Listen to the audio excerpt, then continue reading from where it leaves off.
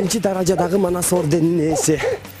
Москва шаарында өткөн 22 жайкы Олимпиада оюндарынын чемпиону жана оор атлетика боюнча дүйнөнүн 4 жолку чемпиону, кесиби боюнча тарыхчы, 60 жаш куракты таяп калган атактуу спортчу Каныбек Осмоналиев агай менен таңкы көнүгүү алдында баарлашмакчыбыз. Саламатсызбы агай? Таңдан тургуп чуркоо көнүгүү жасоо сиз үчүн көнүмүш адаттардын бири болсо керек. Баягы мен кичинекей тырнактай кезимен келаткан бир чоң көнүгүш да бул. Анткени эртең менен таң атпай туруп алып, апабызды жумушка жөнөтүп коюп эле, анан кийин ушу камыр жууруп калтырып кетсе айтып кетет. Ошону окууга барганга чейин туруп, малды чыгарып, уйду саап, койгондолорго чөп чачып кышында, например, уйлардын баары тең жайлап коюп туруп, анан кийин окууга кетчүбүз да. Ал эми таң саат 6-да турчубуз анда деле. Эми азыр деле баягы тем более окууга келип шаарга, анан кийин студент болуп, анан кийин чоң спортко баягы кичине алынып калгандан кийин, анан тем более баягы зарядка ар бир спортсмен үчүн бул биринчи керектүү нерсе болуп эсептелет да. Ошон үчүн эртең менен турган адамга Алла Таала Кудайым берет деп айтат. Ошо эрте туруп, зарядка жасап, анан бир 20-30 мүнөттү ушу ден соолук үчүн бериш керек да. Ар бир жаран бала өзүнүн ден соолугун чыңоого укуктуу деп айтсам болот да. Эң негизги керектүү, жашоонун негизги керектүү нерсеси ушул. Эгер кар жаап атса, бүтө эле анан акырын жуунуп аласың. Анан жумушка кете бересиз. Жүрүңүз анда азыр аябай кар жаап аткандыктан далдалуу жерге барып сиздер менен кененирээк маек курмакчыбыз.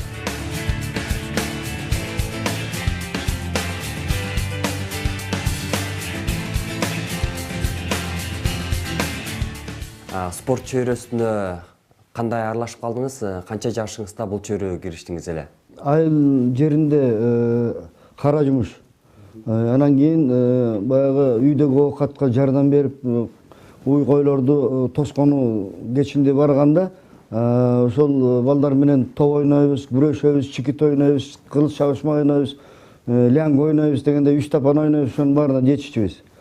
Ал эми мектепте спорт залыбыз жок болсо дагы кичинекей спорт аянтчабыз бар эле. Ошол жакта жума сайын ошол бизди баягы ошондо уюштурганда эле физкультурный агайлар жок. Бирок өзүбүз баягы уюшуп алып эле анан кийин ошо ойной берчүбүз да. Мен мындай эмне менен айткым келет? Кичинекей кезинден эле баягы кара жумуш иштеп, үйгө жардам берип, өзүбүздүн баягы денебизди чыңоо маселесин тандап алганбыз да. Анан кийин эми мен окууга өтпөй эле ушу шопур болуп, мамамды багайын деген оюм бар болчу. Анткени кичинекей кезден 1,5 жашымдан жетим калып, курсакта кичинекей карындашым калган, атабыз эрте кетип калды да. Апам 26 жашында жесир калды 5 бала менен.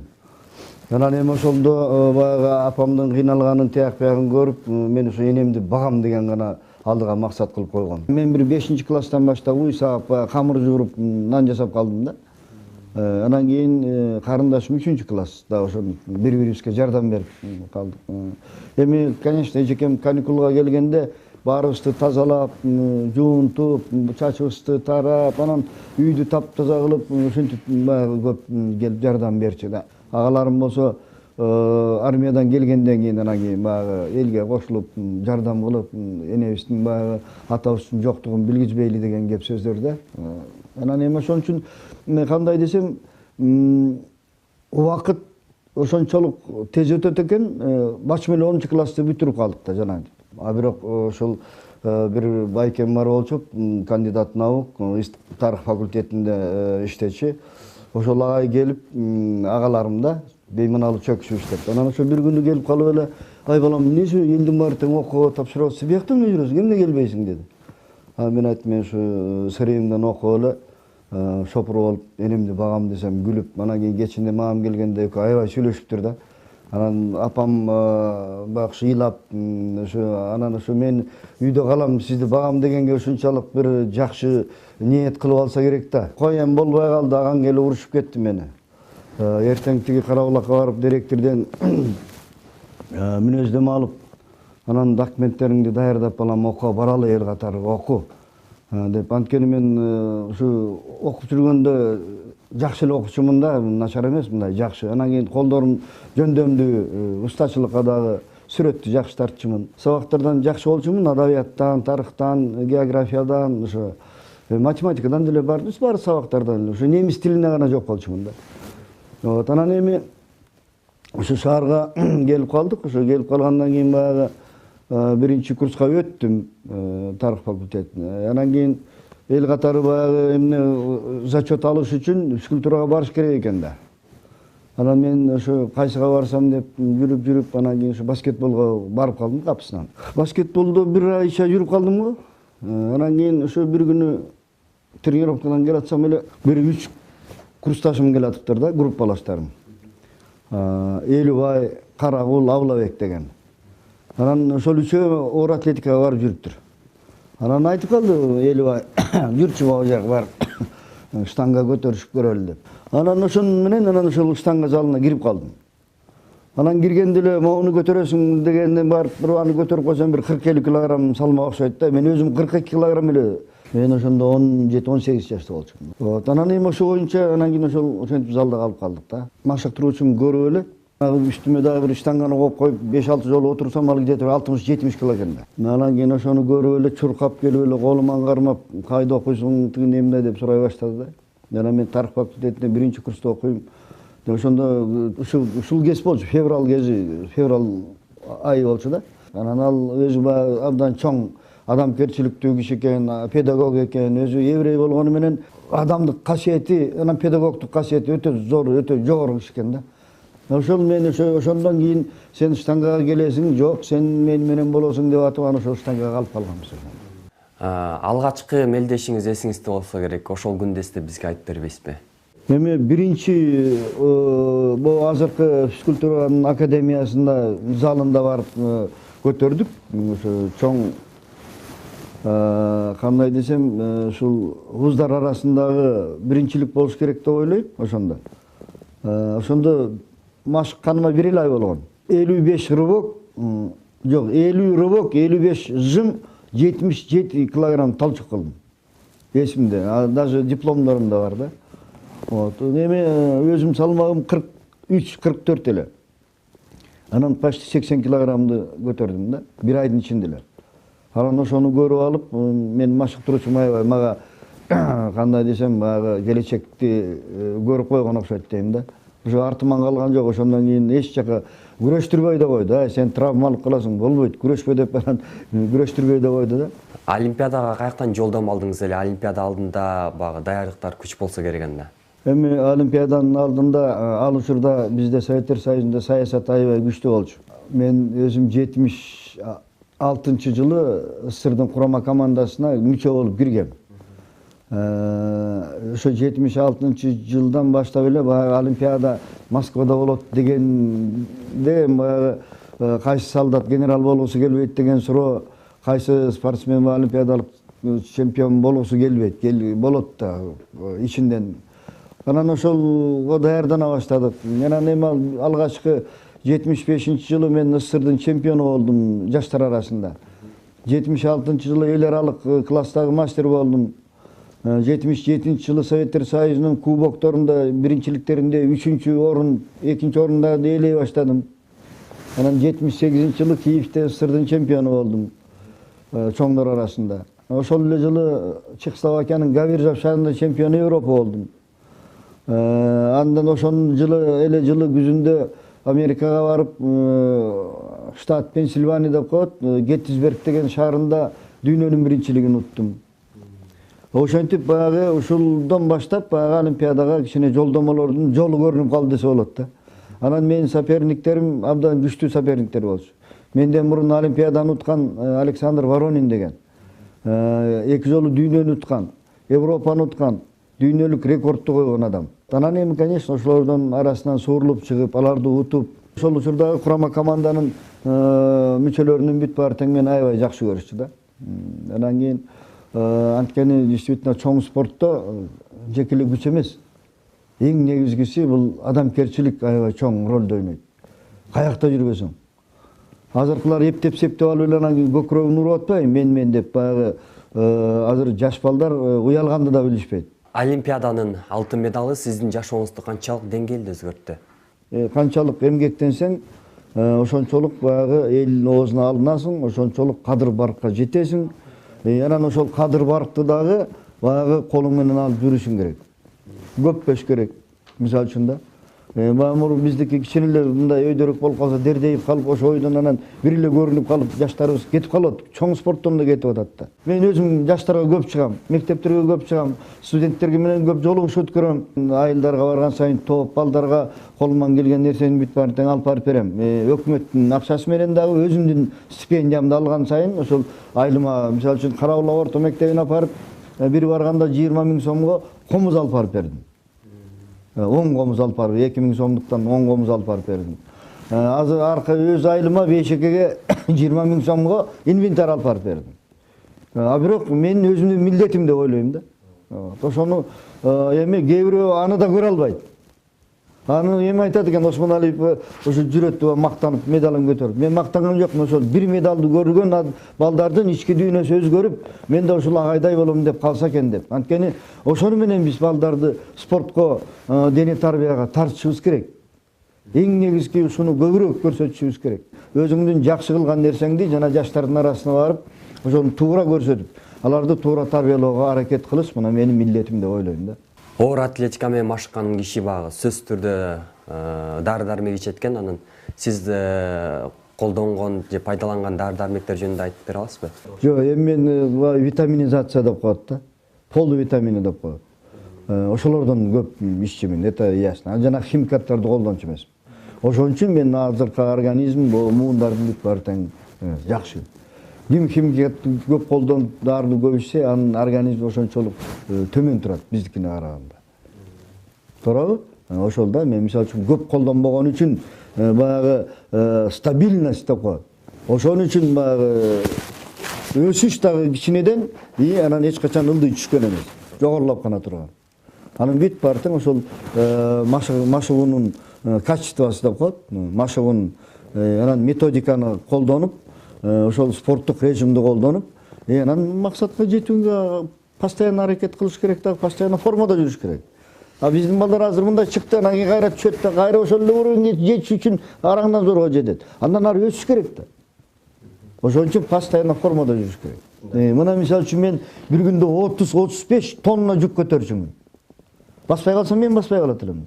Адам жакшы болуштагы, жаман болуштагы, эмгекчил болуштагы, жалкоо болуштагы, жакшы жүрүш, жакшы туруштагы, жакшы окуштагы, анан эмгек. Ошону эмгектен ошонун баары тең жакшылыкты колдонуп жүрсөң, анан барып анан жанагындай орден, медаль, анан кийин баягы орустар айткандай лавры бүт баары тең келет акырын.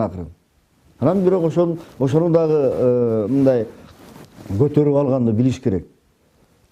Турмуштун аягына чейин. Турмушта мага аябай зигзаг көп чоң болду да.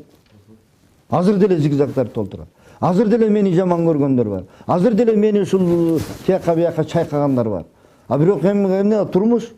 Буга мен балким дагы өзүмдүн да кичинекей күнөөм бардыр. Бирок баягы единственный мени эркелеткен эч ким болгон жок.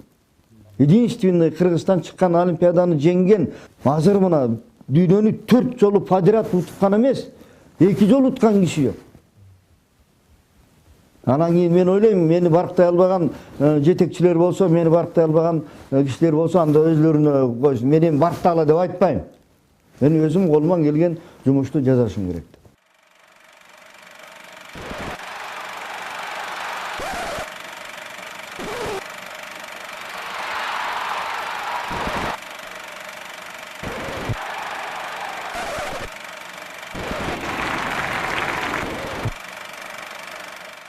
Жылы чоң спорттон кеттим. Ошондо бир жыл жумуш таба албай, жумуш таппай таап бербей коюшту мага. Тоок бактык, каз бактык, өрдөк бактык, күндүк бактык, кой эчки бактык, уй бактык, жылкы бактым. Анан айылыма барып, ошол жанагы арендага бир 7 гектар жер алып, ошол жака буудай септим, арпа септим. Ошентип баягы балдардын баары жашыраак. Анан кийин 2002 жылы мени чакырышып ушул ат спорт мектебине орун бошоп атат, келип иштеп бербейсизби, ушинтип жүрө бересизби дегендей мындай дегенден ошо барып ошол ат спортуна директор болдум. Андан кийин 2 жылдан кийин кайра комитетке чакырышып ошо жаш спорт, дене тарбия жана жаштар боюнча комитет экен, ошол учурда ошого зам болуп бардым. Анан 1,5 жыл иштегенден кийин кайра ошол эле комитетке спорт жагына зам болуп бардым. Анан кийин кайра революция бүткөндөн кийин мени ылдый түшүрүшүп Центральный олимпийский подготовка деген бар, ошого директор болдум. Андан кийин андан алып бөлөк жанагы оор атлетика мектеби бар эле, ага директор болдум. Андан кийин центр деп жазашып, центр чыжолатыга ага директор болдум. Андан кийин барып эми азыр оор атлетика, жеңил атлетика жана бокс боюнча спорт мектеби дегенде директор болуп иштеп атам да. Эми ушундан сый кылыштырып жиберишпесе болду. Эми пенсияга деле чыгайын деп калдым. 1 жыл пенсияга чыгам да быйыл. Ошо пенсияга чыксам жакшы болот эле да. Кайсыл жылы үйлөнгөнсүз, анан жубайыңызды кайсыл жерден жолуктургансыз? Бир мектепте бир окудук да, 1 айылда. Мен өзүм классташым, келинчегим. Экөөбүз ошол 8-9 класстан баштап сүйлөшкөнбүз. Анан кийин ошо 19 жашыбызда эле эрте үйлөнүп алганбыз да. Анан кийин ошол мына бала окуралуу болду. Неберелер 17 неберем бар. Дагы болот Кудай буйрса. Мен ойлойм ушул келинчегим менин турмушумда аябай чоң спортто аябай чоң роль ойноду десем болот да. Байкеңнен айынан бакыт таптым. Бала чакалуу болдум. Жашоонун эң жакшысын таптым. Спортчу менен артисттин үйүндө көп түшүнбөстүктөр болот. Анткени бул экөө тең үйгө көп токтоп өткөн да. Анан сиздердин да үй бүлөңүздөрдө түшүнбөстүктөр болгонбу? Командировкасы окшош болуш керек, а бирок турмуштук нерсеси экөөнүкү эки башка. Анткени артист болсоң өмүр бою 90го чыксаң деле үйүнүң болсо ырдап жүрө бересиң. А бизде ушул спортту учурунда кармап калыш керек, жаштык кезде. Бир момент бар. Ошондо кармап калсаң кармап калдың, кармабасаң жок. Ошон үчүн мына айырмасы чоң. Бул талант биздики моменти менен. Анан кийин ошо боюнча баягы бийиктикке жеткенден кийин адам болуп калыш да. Адам болуп калыш керек. Үйдө сиздин жолуңузду жолдоп оор атлетика менен машыккандар болду, болсо кандай ийгиликтерге жетишти? Мен 3 уулум машыкты оор атлетика менен. Экөө кандидат мастер болду. Анан эң кичүү уулум мастер спорт болду да. Мастер спорт болду. А бирок анан мен айттым, бул бир Кыргызстанга бир Осмоналиев эле жетет болуш керек. Анткени бар мына таланттар деле бар. Бирок мен ошол учурда иши жок болуп жүрүп калып, балдарымды чын айтканда жакшы тамак менен баягы ден соолугун чыңаш үчүн баягы акча каражатым жетпей баратты да. Анан айттым, балдарым чынын айттым, балдарым мен каражатым жетпейт. Силерди машыктырыш үчүн полноценный деп орустар айткандай жакшы тамак, икра алып беришим керек, жакшы тамак менен камсыз кылышым керек.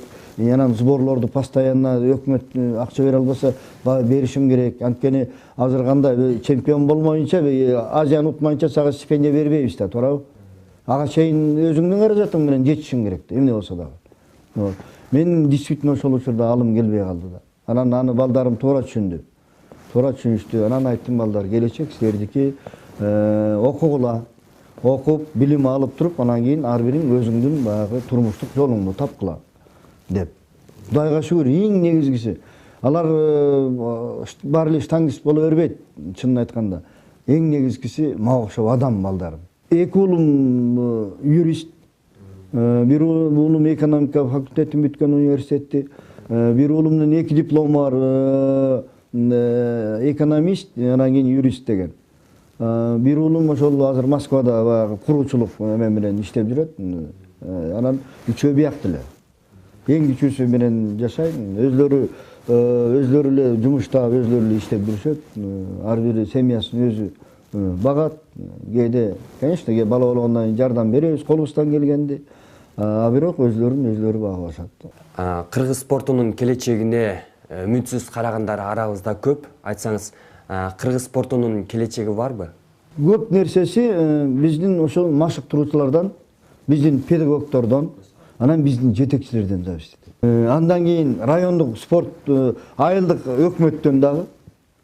Мына айыл өкмөтүнүн жетекчиси спорт жагын жакшы билип, коюшу балдарга мындай эме кылып түзөйүн деп турса, мына ушул дагы райондук жанагы биздин жетекчилерден, райондук администрациядан көп зависит этет.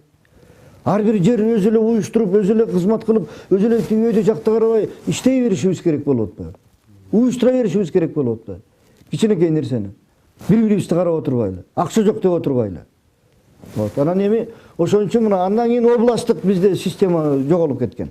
Спортто областтык система жок. Мына ошол аябай чоң начарланып кеттик да. Анткени райондордун баарын башын бириктирип, көп жакшы соревнованиялар уюшуп турчу да. Ал жок. Анан эми биздин республикалык жана спартакиадалардын кандай качествосы жоголгон да. Студенттик жанагы соревнованиялардын качествосы жоголгон. Мына. Спорттун авторитети ылдый түшкөн, төмөндөп кеткен. Эми аны көтөрүш үчүн баарлап иштешибиз керек. Баарлап иштешибиз керек. Кыргызстандык оор атлетчилердин ушуга чейин байгелүү орундарга ээ боло албай жатканы эмнеге байланыштуу деп айта аласыз? Эң негизгиси бул бизде массалык түрдөгү бүт бардык региондордо оор атлетика жоголуп кеткен. Бир эле ошол Токтогулда болуп калган. Анан Жалал Абадта дагы өчүп кеткен, Баткенде да өчүп кеткен, Көлдө дагы калып калган, Чүйдө дагы баары тең жоголуп кеткен. Бишкек менен эле ошол эки жерде калган.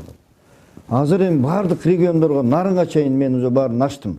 Көлгө 3 жерге ачтым, Нарынга ачтым, Таластын оор атлетикасынын түбүнө ордуна койдум, Чүйдө 2 жерге ачтым. Дагы бир жерин пландап атам ачканга, эгерде мени жөн коюп ушу жумушта иштей турган болсом да. Вот, анан кийин дагы пландар көп. Эгерде мындай ойлонуп иштей турган болсо, адамга жетиштүү нерсе бар да. Массалык түрдө өнүкмөйүн, эч спорттун түрү өнүкпөйт. Бир эле айылдан издеген жакшыбы, же болбосо 10 айылдан издеген жакшыбы? Талант деген чачырап айылдарда да, туурабы? Олимпиада чемпионунун насаатын угуп, колунан машыккан спортчулар болдубу? Эми менин учениктерим азыр иштеп жүрүшөт. Жанагы Асаналиев Бакыт, Бакчиев Бакыт деген көп балдар бар. Мастер спорттон бир 5-6 бар. 4 жылдын ичинде ошо кылгандарым да. Вот. Анан мен насаатты баарын эле айтам, уга турган балдарга. Каяка барбасам, мисалы үчүн азыркы менин мектебимдеги иштеп аткан тренерлердин бүт баарына тең ошо мен насаат айтам. Мындай иштегиле, тигиндей кыла, жаш балдарга мындай мамиле кылгыла. Анткени оор атлетикага балдар көп келе бербейт. Анткени келип оордукту көтөрүп эле, анан кийин анткени жалкоолук көп да, кызыгуу аз, жалкоолук көп. Вот, анан кийин азыр мен айтып атканым биринчиден оор болот экен дебестен, кайра эн атанын баардыгы тең коюшу менен машык спортко бар деп турушубуз керек, үндөшүшүбүз керек. Менин балдарымды оор атлетикага бар деп бесем дагы өзлөрү барды. Эгерде мен өзүм балдарым карачы болсом, укмуштай чоң эле спортсмендер болмок. А бирок мен өзүм карай алган жокмун. Мага иштеш керек болду.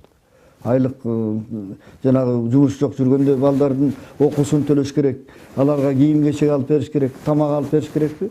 Мен жалгыз иштеп калдым да. Балдар кичирээк, баары тең окуп аткан. Анан кийин семьяны багыш керек да, биринчи милдет эркектики. Сиздин олимпиадада жана спорт жаатында жетишкен эмгектериңизди биз ийгилик деп билебиз. Негизи эле сиз үчүн ийгиликтин сыры эмнеде? Ийгиликтин сыры бул качан болбосун адам болуш керек. Эң биринчи адам болсоң, ички дүйнөң таза болсо, анан барып туруп анан ийгиликтин биринчи баскычы ошол. Аягына чейин жете турган нерсе ошол. Андан кийин ошол адам болсоң, анан кийин ойлоносуң. Акылың болсо. Анан эмгекчил болсоң. Адам болгондон кийин жакшылыкты ойлосуң керек. Адам болгондон кийин бөлөк төрдү дагы ойлой жүрүшүң керек. Анан кийин эң негизгиси ушул кылган нерсеңди колко кылбай кылышың керек. Бул бирөө үчүн эмес. Бул ар бир кылганың өзүң үчүн. Айрым видеолор Дене тарбия жана спорт мамлекеттик агенттигинин архивинен алынды.